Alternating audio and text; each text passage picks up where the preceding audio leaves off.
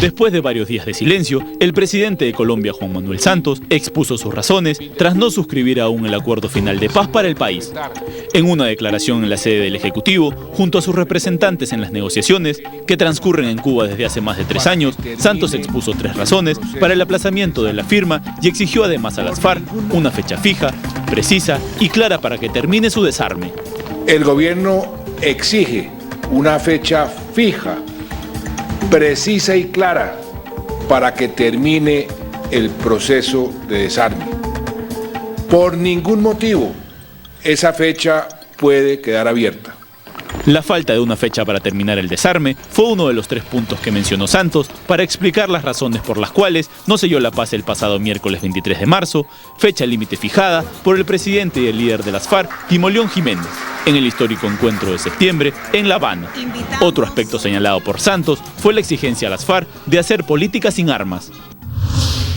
En tanto, un soldado del Ejército de Colombia apareció con vida tras 23 días perdido en la selva del centro del país, donde sobrevivió alimentándose de semillas, carne de tortuga y bebiendo agua de palma. Jeffer Orlando Sánchez se habría perdido durante un patrullaje en esta zona de alta influencia de las guerrillas. Bueno, y la fecha que se esperaba se firmara el acuerdo de paz finalmente no sucedió, que era el 23 de marzo y ya pasó. Sí, pero el tema del desarme es habitualmente el tema más difícil de resolver en una negociación para poner fin a una guerra civil.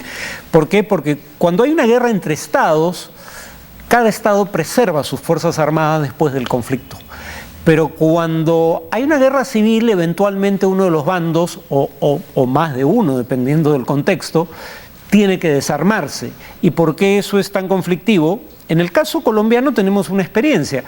Cuando las FARC intentó crear un brazo político legal en otra etapa de negociación, en donde contempló la posibilidad de un desarme, sus militantes, los militantes de la Unión Patriótica, si no me equivoco era el nombre del partido que crea las FARC, fueron diezmados por, sobre todo, grupos paramilitares. 3.000 militantes, incluyendo el candidato a la presidencia, fueron asesinados. Entonces la pregunta es, una vez que dejas las armas, ¿quién garantiza tu vida? Así de sencillo. Pero en segundo lugar, el gobierno habitualmente hace concesiones en la negociación a un grupo armado precisamente porque representa una amenaza militar. ¿Cuál es la garantía de que una vez que entrega las armas el grupo en cuestión, el gobierno cumpla con su parte del trato? Esos son los factores que hacen que esta etapa de la negociación suele ser la más difícil, pero eso no quiere decir que no vaya a haber acuerdo. Yo todavía soy optimista, pero repito, estamos en lo más complicado de la negociación. Y esta imagen casi insólita de ver a John Kerry, el secretario de Estado estadounidense, reuniéndose con las cabecillas de las FARC, ¿hasta qué punto puede haber acelerado o ayudado en ese proceso? Bueno, no parece... La idea era, el 23 no se va a llegar al acuerdo final, pero tal vez se pueda llegar a algún acuerdo sobre algún tema específico que ayude a crear más optimismo sobre las perspectivas de que hay luz al final del túnel. Finalmente no se hizo anuncio alguno el día 23, lo cual quiere decir que lamentablemente la mediación de Kerry no ayudó. Dicho sea de paso, las FARC están dentro de la lista de grupos terroristas del Departamento de Estado y en principio el gobierno norteamericano no debería negociar con ellas, lo cual señala que eso es más bien un saludo a la bandera. Cuando han querido, han negociado, y algunos dirían cuando han querido, han propiciado grupos terroristas como los Mujahedin el-Halq en Irán. Los contras. O los contras en Nicaragua. La decisión del Ejecutivo de Mauricio Macri en la Argentina de desvincularse de la cadena televisiva Telesur ha molestado al presidente de Venezuela, Nicolás Maduro, que ha acusado a su par sudamericano de llevar a cabo una dictadura contra la libertad de expresión de la Argentina. La cadena televisiva Telesur, creada durante el gobierno del desaparecido presidente Hugo Chávez en el 2005, nació, según los creadores, como una alternativa a CNN y desde entonces ha mantenido lazos políticos con gobiernos de izquierda y centroizquierda de la región, entre ellos el exmandatario argentino Néstor Kirchner y su esposa Cristina Fernández. Están tratando de desaparecer Telesur, los mismos que desaparecieron a 30.000 jóvenes en Argentina desde el año 76 al 83. Es la misma oligarquía mediática. No podrán desaparecer Telesur.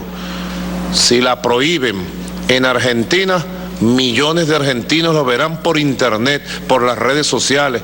Y inventaremos aparatos, pero de Argentina no sacan a Telesur. Anótelo, no van a desaparecer a Telesur. Telesur se irá llevando la verdad, defendiendo la libertad de expresión.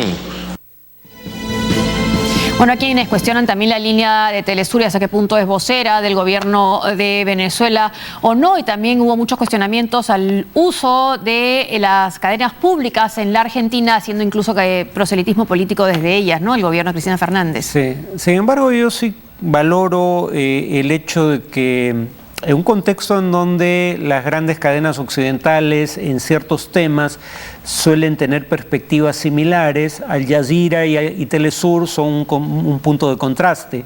Dicho sea de paso, nadie está planteando prohibir a Telesur en Argentina y si bien hay sectores conservadores que simpatizaron probablemente con la dictadura militar, el actual gobierno argentino no fue cómplice de esa dictadura. Hacemos una pausa y volvemos.